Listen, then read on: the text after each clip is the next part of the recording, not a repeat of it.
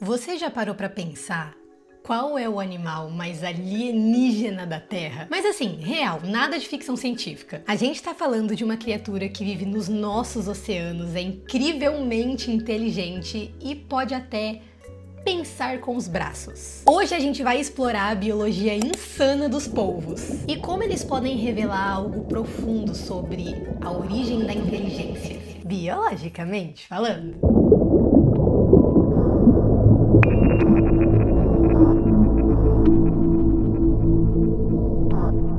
Os polvos estão entre os animais mais antigos da Terra, inclusive mais antigos que os dinossauros. E desde então eles vêm evoluindo suas estratégias de sobrevivência, ataque e camuflagem. Eles escolhem quando eles vão se esconder e quando vão se exibir, e fazem isso com muito estilo.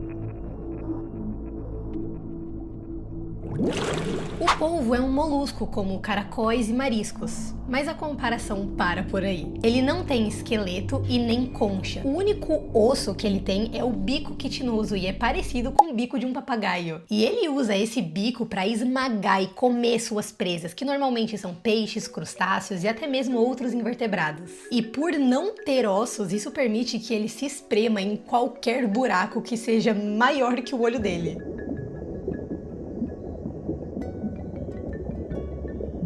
Eles vivem em todos os oceanos, nos recifes, nas profundezas, nas florestas de algas. Podem ser minúsculos ou gigantes, venenosos ou só estranhos. E em um piscar de olhos ou até mais rápido que isso, ele muda de cor, de textura e de forma.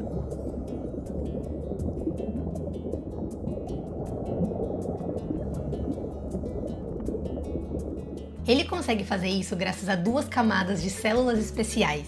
Os cromatóforos, que são células que contêm moléculas de pigmentos, e os iridóforos, que são células que refletem luz e que concedem a habilidade de camuflagem. Mas a mágica não para por aí. Usando estruturas semelhantes às da nossa língua, o polvo consegue mudar a textura da sua pele, de completamente lisa a cheia de espinhos ou saliências.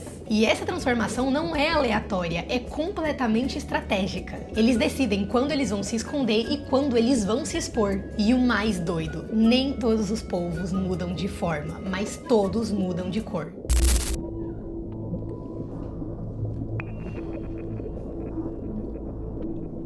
E mesmo sendo capazes de se transformarem em tantas cores, eles não enxergam absolutamente nenhuma cor. Eles têm apenas um tipo de fotorreceptor nos olhos e é o equivalente aos bastonetes nos olhos humanos. Ou seja, eles servem para detectar se há luz ou não no ambiente, apenas. Mas então, como que eles sabem qual cor eles precisam usar? A resposta pode estar na própria pele deles. A pele do polvo é sensível à luz, sombras e até contrastes de cor. Ela contém genes fotossensíveis, como as opsinas, que são proteínas que reagem à luz. Ou seja, o polvo literalmente sente o ambiente com a pele. O polvo tem cerca de 500 milhões de neurônios, aproximadamente o mesmo tanto que um cachorro. Mas o mais fascinante é que ele tem um cérebro central e mais 8 centros nervosos, um em cada braço. É como se ele tivesse 9 cérebros, e só 1/3 desses neurônios está no cérebro central. O resto estão nos braços, que conseguem explorar, decidir e agir por conta própria. E quando se trata das conexões neurais, que são a base da inteligência, os polvos têm o triplo das conexões dos humanos. Eles são feitos para aprender.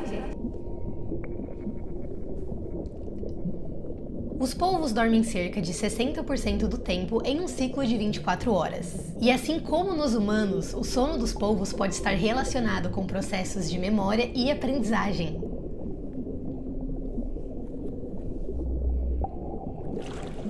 Mas o que é inteligência? Para os humanos é resolver problemas, planejar, pensar, brincar, e os polvos fazem tudo isso e mais. Um dos exemplos mais icônicos é o polvo do coco. Ele carrega metades de coco para poder se esconder dentro. Ele usa ferramenta, mais planejamento, mais memória.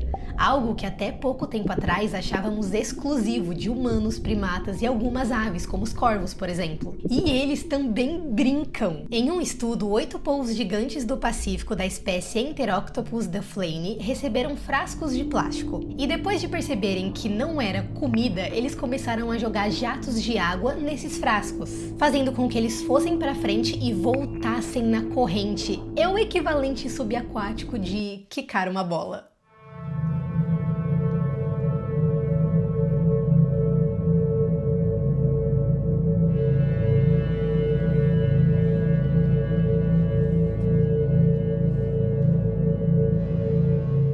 Navegando pelos mares até a Indonésia, a gente tem o polvo mímico, uma espécie que consegue imitar outros animais perigosos. Ele copia a forma, a cor e até o movimento de espécies como linguados, cobras marinhas e peixes-leão. É estratégia, é manipulação e sim, é inteligência.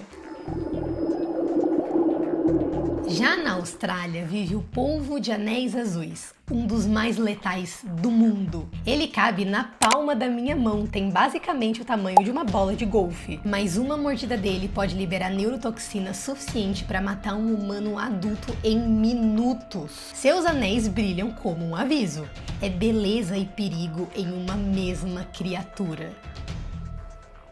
Você com certeza já ouviu dizer que a inteligência se forma em grupo, mas os polvos são animais solitários, então como explicamos isso? A teoria mais aceita do porquê a inteligência evolui é a hipótese social da inteligência. Animais que vivem em grupos precisam de cérebros maiores para entender hierarquias, colaborar, enganar. Mas o polvo é completamente solitário. Isso faz a ciência considerar outra hipótese, a hipótese ecológica da inteligência. É a ideia de que o simples ato de caçar e escapar de predadores já pode ser suficiente para que a inteligência evolua.